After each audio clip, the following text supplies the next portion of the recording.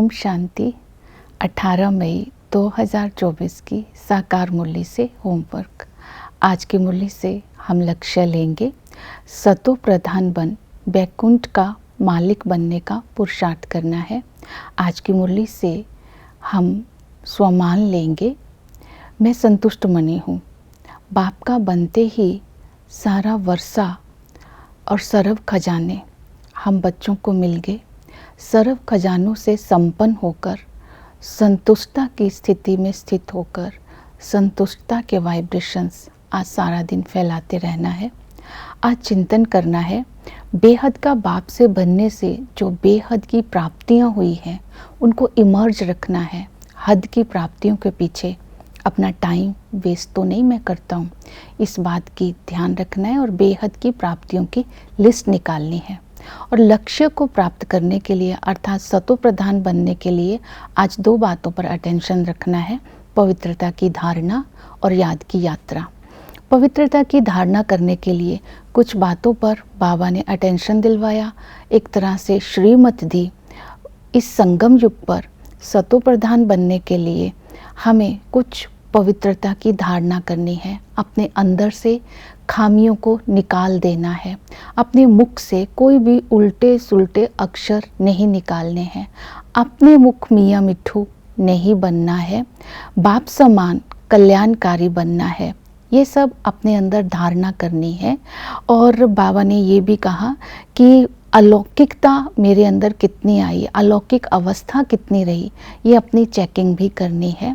और अपनी स्थिति को अचल अडोल बनाकर रखना है, अर्थात स्थैर्य बनाकर रखना है।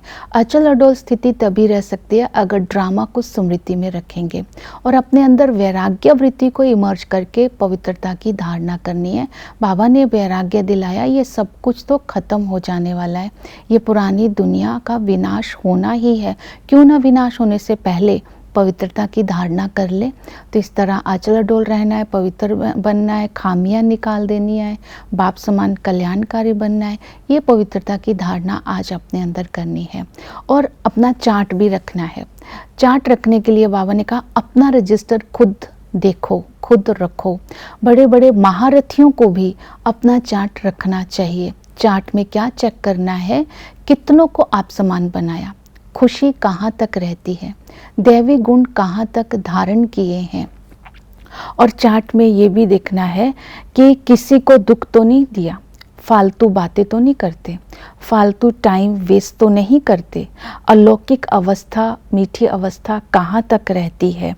और बाबा ने ये भी कहा कि पूरी चलन अपनी चेक करनी है। और स्वदर्शन चक्र मैंने सारा दिन में कितना फिराया, अर्थात जितना स्वदर्शन चक्कर फिराते रहेंगे उतनी धारणा होती रहेगी, आत्मा पवित्र बनती जाएगी। तो ये पवित्रता के लिए 2 पॉइंट हैं, अपनी चेकिंग करनी है और दूसरा है कुछ धारणाओं पर श्रीमत पर अटेंशन देनी है। याद की यात्रा के लिए बाबा ने कहा उठते बैठते खाते पीते मुसाफरी करते याद की यात्रा में रहना है। याद की यात्रा का अर्थ ही है निरंतर बाप की याद रहे। जब हम बाप की याद रहेंगे, प्यार से बाप को याद करेंगे, तो उसके लिए विधि जो बाबा ने बताई, चलते फिरते उठते बैठते कभी बाप की महिमा को याद करो, कभी बाप से होने वाली प्राप्तियों को इमर्ज करो। जैसे कि बाप का याद करने से आत्मा के पाप कट जाते हैं, इसलिए याद को तलवार भी कहते हैं।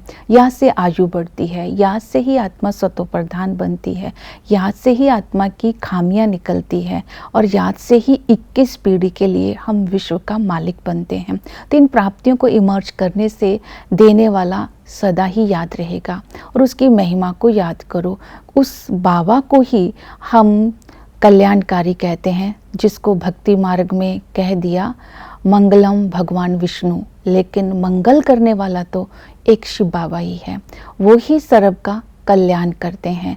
शिव बाबा हमें इस समय इस जंगल से पार ले जाते हैं। तो ऐसे बाप की याद में तो प्रेम से आंसू आ जाने चाहिए। और याद की यात्रा के लिए दूसरी विधि बताई, अपने को आत्मा समझकर बाप को याद करना है। आत्मा समझकर जब हम याद करेंगे, उसकी विधि है कि जब हम अमृत वेले सवेरे सवेरे उठ करके बाबा की याद में बैठेंगे, बिंदु बन करके अपने स्वधर्म में स्थित होकर साइलेंस में उस बिंदु को जब हम याद करेंगे तो सारी दुनिया ही भूल जाएगी और आत्मा सतो प्रधान बन जाएगी। सच्चे बाप के साथ हमारा स्नेह भी तो सच्चा होना चाहिए, तभी उसकी याद रहेगी। तो उस सच्चे बाप को याद करने के लिए रूहानी माशूक को हम रूहानी आशिक सदा ही स्मृति में रखेंगे। जैसे कि उस दुनिया के माशूक आशिक याद करते हैं, तो हमें भी बुद्धि योग अपने रूहानी माशूक से रखना है और वही हमें टीचर बनकर अटपटी चटपटी खटपटी वंडरफुल ज्ञान सुनाता है, जो किसी और की बुद्धि में नहीं जा सकता, केवल ब्राह्मणों की बुद्धि में ही जाता है। वही बाप बनकर बेहद का वर्षा देता है और सतगुरु बन कर के हमारा कल्याण करता है। ओम शांति।